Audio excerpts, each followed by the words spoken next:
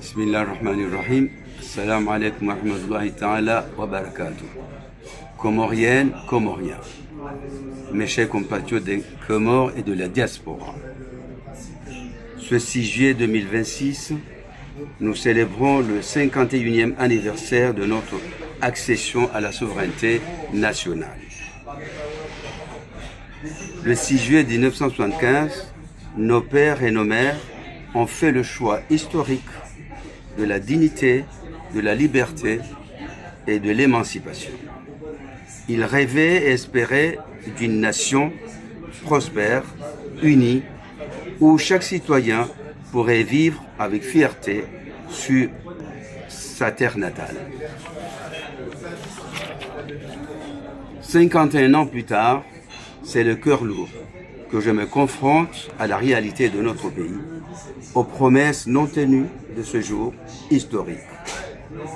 Au lieu du développement espéré, de la concorde entre les différentes îles qui composent notre Union des Comores, nous faisons face à une régression économique, sociale et politique profonde. Les Comoriens vivent un quotidien qui chaque jour est une épreuve. Comment célébrer sereinement une indépendance quand le quotidien de nos familles est devenu une lutte pour la survie? Le constat est amer et indiscutable. Notre situation économique et sociale est exsangue et contraire aux propos hors sol tenus par le colonel Azali, qui a déclaré le 12 mai dernier sur France 24 que la vie aux Comores est meilleure qu'en France. Cette phrase passe mal auprès de la majorité des Comoriens. Nos foyers, nos écoles, nos centres de soins, nos commerçants, artisans et entreprises sont régulièrement plongés dans l'obscurité par des délestages interminables et des pénuries d'électricité qui paralysent toute vie productive et hypothèquent la réussite du plan Émergence 2030. L'eau potable, cette ressource vitale, manque aussi cruellement dans les foyers comoriens. Le coût de la vie est devenu insupportable aux Comores, poussant nos jeunes, pour beaucoup privés d'une bonne éducation scolaire, puis d'un emploi, notre force vive a fui vers l'exil, bravant parfois la mort sur la mer. Cette terrible situation, ce n'est pas le projet de société pour lequel nos ancêtres se sont battus. Une nation qui ne peut pas garantir les services essentiels à son peuple, une éducation et un emploi à sa jeunesse, est une nation à la dérive.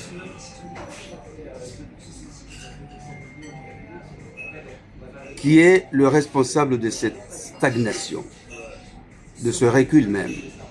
C'est le colonel Azali, réélu illégitimement à la suite d'élections truquées pour se maintenir au pouvoir au profit de seulement quelques-uns. En conclusion, cette situation économique et sociale ne profite pas au peuple comorien.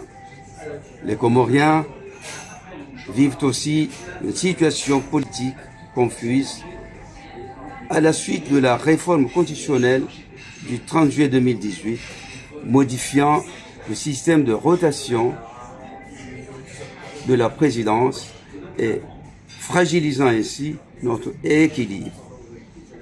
Les assises de réconciliation voulues le 17 février 2026 pour commémorer les 25 ans des accords de Fomboni, par celui même qui les a trahis, était une imposture et une nouvelle infamie.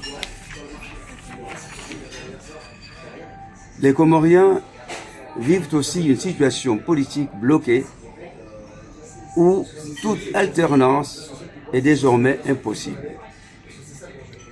En ce qui concerne la justice de notre pays, elle est au service de l'arbitraire et du colonel Azali et du clan Azali.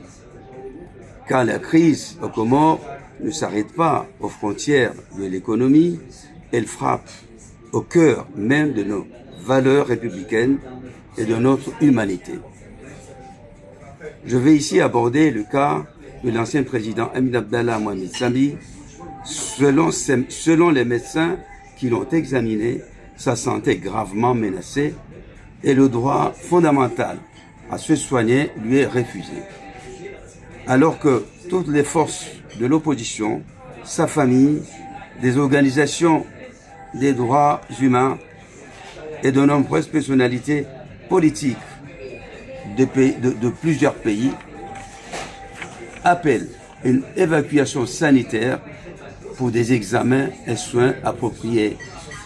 Je constate avec indignation que ce droit élémentaire lui est refusé à tort. Il est clair pour tous que cette entrave ne relève pas de la justice, mais d'une décision politique. La justice comorienne agit dans ce dossier sous les ordres directs du colonel Azali. Utiliser l'appareil judiciaire pour punir, humilier et mettre en danger la vie d'un adversaire politique est une tâche indélébile sur notre démocratie. Le colonel Azali a une fois de plus trahi sa parole donnée. Monsieur le colonel Azali, je vous interpelle et vous accuse directement. Le 6 juin 2026, vous avez solennellement pris un engagement devant toute la nation, celui de respecter l'avis du collège des 5 médecins selon un rapport obligatoire par votre propre gouvernement. En réponse, vous nous présentez un procureur général fantasque, falsificateur d'un rapport d'expertise médicale avec la complicité coupable des médecins sans les qualifications exigées de l'expertise, un médecin de votre propre entourage. C'est une nouvelle infamie. Aujourd'hui, cet engagement pris devant la nation est piétiné. Je vous accuse devant le peuple comorien de ne pas avoir respecté votre parole et de vous cacher derrière une décision de justice fausse de votre procureur fantasque. Le chef de l'État est normalement le garant de la loi et de l'unité. Et ne respectant pas votre propre engagement, vous vous inscrivez dans votre sillon permanent de la manipulation et des trucages comme des élections. En agissant ainsi, vous divisez davantage notre pays. Apprenez que la politique ne doit jamais s'affranchir de l'éthique et de l'humanité. Le 6 juillet 2026, je lance un appel à la conscience nationale. Malgré ce constat accablant du régime du colonel Azali et malgré une certaine apathie du peuple comorien à exiger et obtenir un changement, je refuse le défaitisme et le pessimisme. Peuple comorien, notre indépendance vous appartient. Elle n'appartient pas à un homme ni à un clan. Cette indépendance acquise est de haute lutte par nécessaires nous obligent à exiger des comptes, à refuser l'arbitraire et obtenir des changements.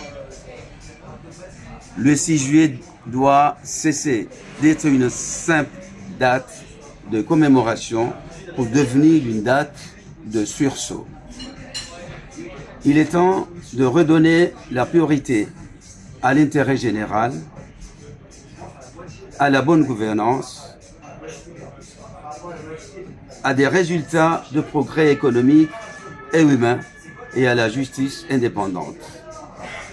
Ne laissons pas notre chère patrie sombrer dans l'oubli de ses idéaux. Vérité, solidarité, unité, solidarité, développement. Pour nos enfants, pour notre avenir, exigeons des actes et des résultats. Vive le peuple comorien, vive le peuple libre des Comores, vive l'unité des Comoriens.